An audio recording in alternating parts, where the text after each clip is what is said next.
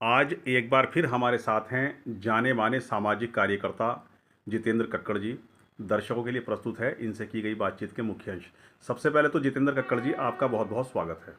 धन्यवाद आपका और आपके श्रोताओं का भी। जितेंद्र कक्कड़ जी, इस वक्त हम जहां तक समझते हैं कि आप 70 साल से ज़्यादा की उम्र के हो चुके हैं।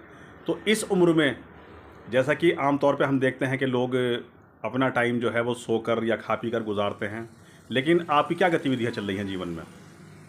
मैं समझता हूँ कि जो सोकर और समय व्यतीत ना करके जी अपने को यूजलेस रखते हैं, जी जी वो उम्र का मज़ा नहीं ले पाते हैं। जी जी उम्र का मज़ा अभी ही है जी जब हम इस उम्र में आकर के जी सक्रिय रहेंगे। जी जी तो जी सक्रिय रहने तक की भूमिका में लोग हमें जानते हैं। जी जिस दिन हम सक्रिय नहीं होंगे उस दिन हमें कोई नहीं जानेगा। जितेंद्र कक्कड़ जी, अभी आपने इस उम्र में सक्रियता की बात की है, जी। तो हम जानना चाहेंगे कि आपकी सक्रियता इस वक्त कहाँ पर चल रही है? आप अपने आप को कहाँ पर सक्रिय रखे हुए हैं? क्या कर रहे हैं आप समाज के लिए? मैं समाज के प्रति अपनी जिम्मेदारियों को समझते हुए जी वट वरिष्ठ नागरिक कल्याण समिति का 10 साल से महामंत्री होने के नाते जी मैं सामाजिक सेवाओं में जी कि वरिष्ठ नागरिकों को समाज के साथ कैसे जुड़ा रहना चाहिए, जी इसलिए मैं कोई ना कोई कार्य वरिष्ठ नागरिक की ओर से समाज के प्रति अपनी जिम्मेदारी समझते हुए करता हूँ। जितेंद्र कक्कड़ जी, अभी आपने वरिष्ठ नागरिक कल्याण समिति का जिक्र किया है, तो हम जानना चाहेंगे कि आपकी समिति समाज के लिए क्या कर रही है? क्या अपनी भूमिका अदा कर रही है?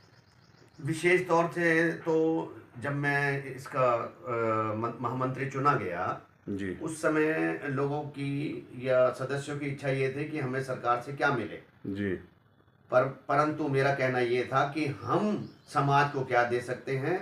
सरकार तो हमें पेंशन या और तरीके से सब कुछ देती है, लेकिन हम अपनी उम्र को जो जी एक अभिभावक के रूप में समाज को कैसे समर्पित कर सकते हैं, जी इसलिए हमने वाद विवाद प्रतियोगिताओं का एक श्रृंखला चालू की थी, जी जिसमें हमने स्कूलों के बच्चों की वाद विवाद प्रतियोगिता विभिन्न विषयों पर कराई जी और उनको सम्मानित किया, जिससे जो वरिष्ठ नागरिकों और जो बच्चों का गैप था, यानी जो दूरी थी, उसको हमने कम करने की भरपूर कोशिश की है।